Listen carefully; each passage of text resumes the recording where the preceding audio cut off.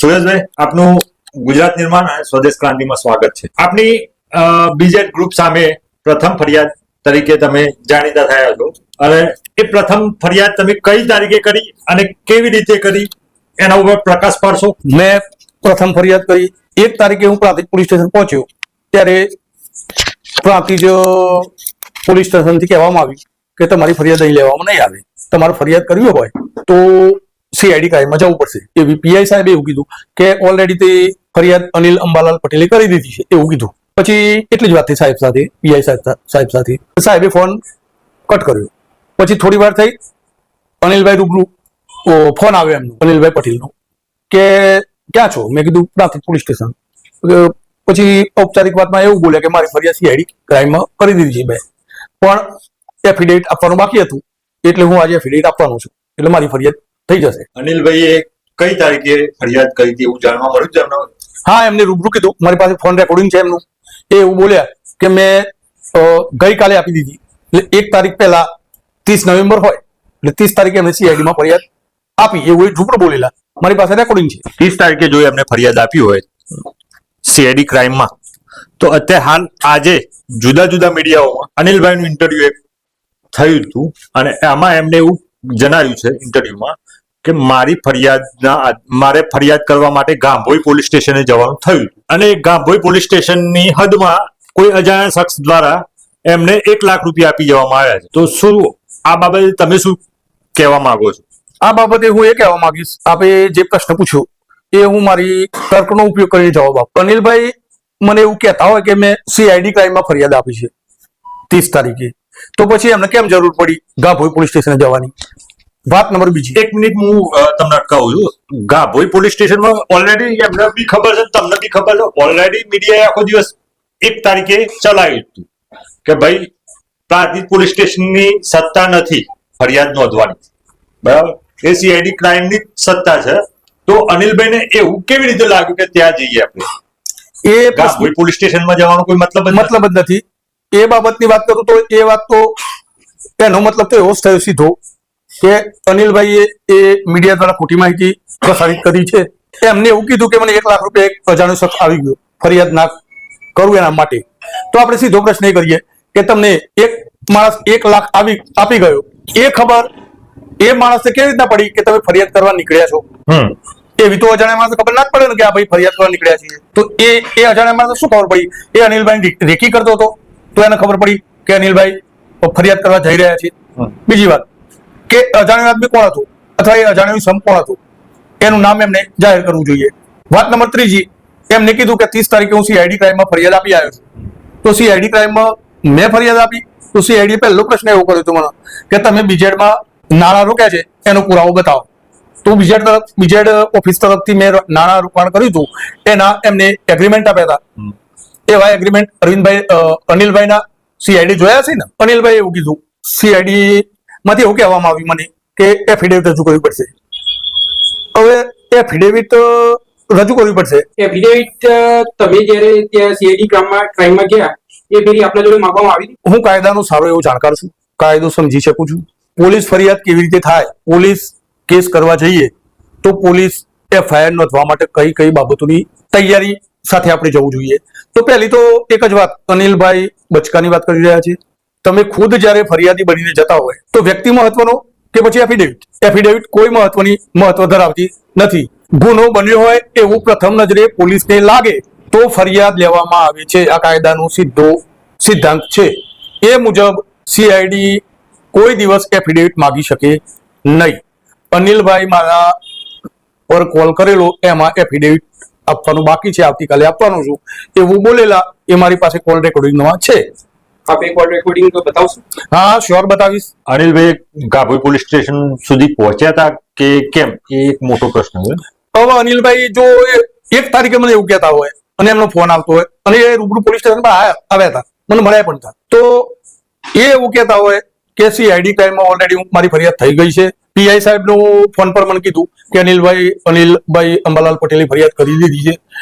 જો સીઆઈડી ક્રાઇમમાં ફરિયાદ કરી દીધું હોય તો ગાંભોઈ જવાની જરૂરત કેમ પડી? પહેલી વાત. અચ્છા, ગાંભોઈ એમને કોઈ એમનું નેટિવ તો અહીંયા જ છે પ્રાંતિજ. હા, તો ગાભોઈ પોલીસ સ્ટેશન સુધી લાંબા થવાની જરૂર ક્યાં આવતી હતી? હા. શું પૈસા એમને ત્યાં રોકેલા હતા કે અહીંયા રોકેલા હતા? એ આ બાબતનો જવાબ તો અનિલભાઈ જ આપી શકે. પહેલી વાત, અનિલભાઈ પૈસા ક્યાં રોકેલા, પણ આપણે એવો સીધો પ્રશ્ન અનિલભાઈને કરી શકીએ કે તમે 1 લાખ રૂપિયા બીજેડ કંપનીમાં રોકેલા, 1 લાખ રૂપિયા આપ જો સત્ય બોલતા હોય, આપને જો સત્ય ઇન્ટરવ્યુ આપ્યું હોય, તો આપે જો 1 લાખ રૂપિયા રોક્યા હતા બીજેડ કંપનીમાં, એનું એગ્રીમેન્ટ કાલે પબ્લિશ કરો મીડિયામાં, તો અમે માનવા તૈયાર છીએ કે આપ સાચું બોલી રહ્યા છો.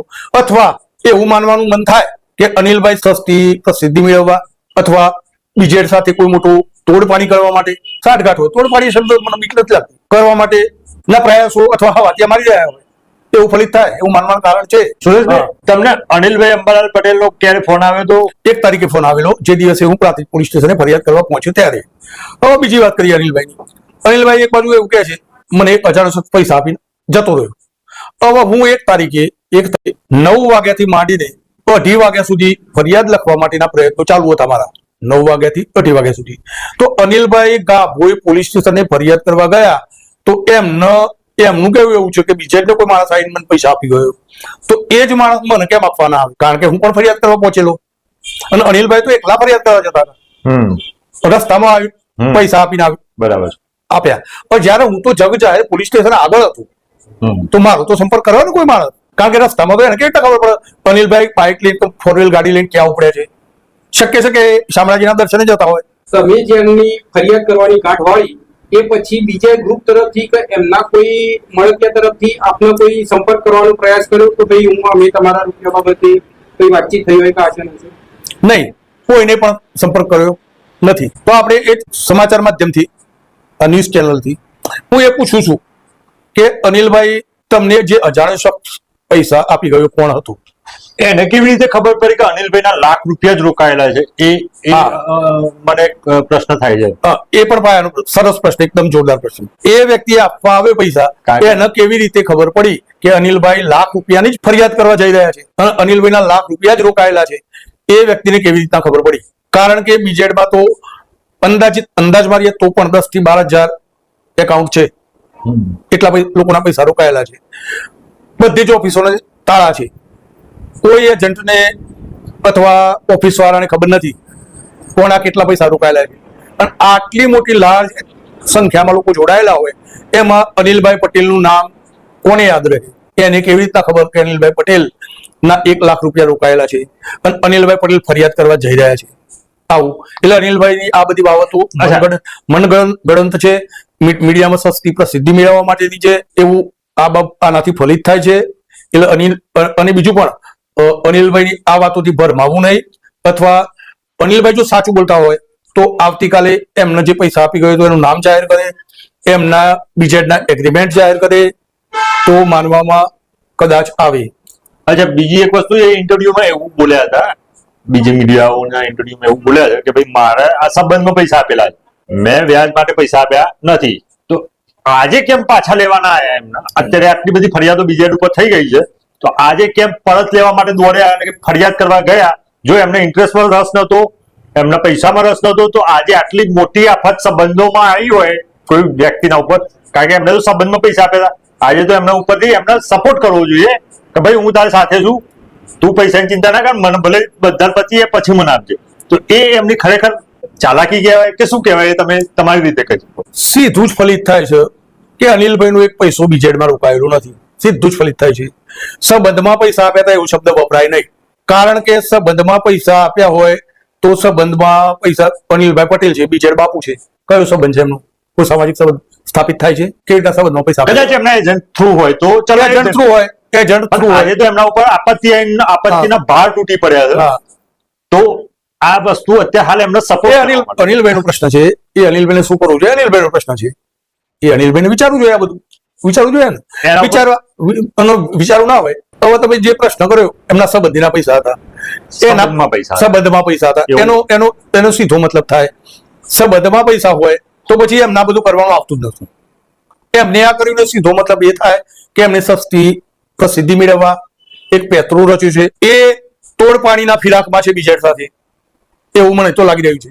અને અનિલભાઈને એવું કઈ હોય, અમારા આ કાલે પ્રસારિત થવાનું છે, એવું કોઈ હોય અનિલભાઈના મનમાં કોઈ તો હું પ્રાંતિજમાં રહું છું, અનિલભાઈ પ્રાંતિજમાં રહે છે, મારો ફોન નંબર અત્યારે તો હા સાર્વજનિક થઈ ગયેલો છે, મને ફોન કરીને બોલી શકે છે, હું ગમે ત્યાં મળવા તૈયાર છું. એટલે તમારું એવું અનુમાન છે કે પૈસા એમને સંબંધમાં કોઈને આપ્યા જ નથી, પૈસા કોઈને આપ્યા નથી.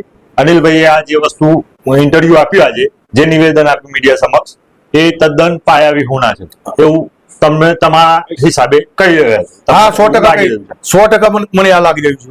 યુટ્યુબ ચેનલ દ્વારા, સમાચાર માધ્યમ દ્વારા હું કહું છું, બિલકુલ સાચી વાત છે. પાયાવિહોણા, તર્કહીન, નાના બાળકનો પર હસવું આવે એવી વાત અનિલભાઈ કરી રહ્યા છે અને મીડિયામાં આવી વાત કરવી હાથે કરીને મજાકનું પાત્ર બન્યા છે. આવડું મોટું 6,000 કરોડનું કૌભાંડ થયું હોય, મારા જો એકદમ સાચો ફરિયાદી કે જેની પાસે એફઆઈઆરની કોપી છે એવો સાચો ફરિયાદી જ્યારે આ પોન્જી સ્કીમના વિરુદ્ધમાં ફરિયાદ નોંધાવતો હોય, એવા સમયે આ અનિલભાઈ જેવા સસ્તી પ્રસિદ્ધિ મેળવી અને કાયદાને, સીઆઈડી ક્રાઇમને, સમાજને અસમંજસમાં નાખી ગુમરાહ કરવાનું કામ છોડી દે એ ગુજરાતની જનતા માટે અને રોકાણકારોના કાળી મજૂરીના પૈસા માટે સારી બાબત અનિલભાઈ માટે ના કહેવાય. આટલું કહી પણ હું આ બંને ન્યૂઝ ચેનલનો આભાર માનું છું. આભાર.